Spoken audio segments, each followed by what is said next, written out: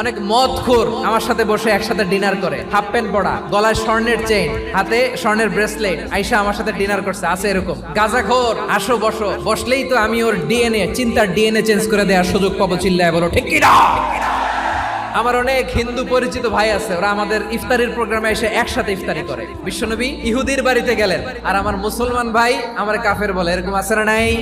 মুসলিমরা দেখতে পারে না, সহ্য করতে পারে। বিষ্ণু ইসা ইসলামের খাদেম ছিল ইহুদি, এতদিন খেদমত করলো, একদিনও বিশ্বনবী ওর কালিমার দাওয়াত দেয় নাই। কারণ কি? বিশ্বনবী একটা ভালো সময়ের অপেক্ষা করতেছিলেন, দায়ী সুযোগ খুঁজে কখন দাওয়া দিলে ব্যাটে বলে হবে, ঝোপ বুঝে কোপ মারে। বিষ্ণু ইসা ইসলাম ভালো সময়ের অপেক্ষা করতেছিলেন, দেখি আস্তে আস্তে এমন সময় আসছে, ছেলে এবার মুমূর্ষ, যখনই টাইমিং পেয়েছেন দাওয়াত দিলেন, পড়ো লা ইলাহা ইল্লাল্লাহ। প্রতিবেশী ইহুদি হোক হিন্দু হোক, যাবেন, সুসম্পর্ক রাখবেন, উপহার দিবেন, বিপদে পাশে দাঁড়াবেন, অসুস্থ হইলে একটু আপেল নিয়ে যান, আঙ্গুর নিয়ে যান। ইসলামের বিউটি দেখে, সৌন্দর্য দেখে অবাক হবে, নসিব ভালো হলে কোনোদিন কালিমা পড়ে মুসলমান হয়ে যাবে।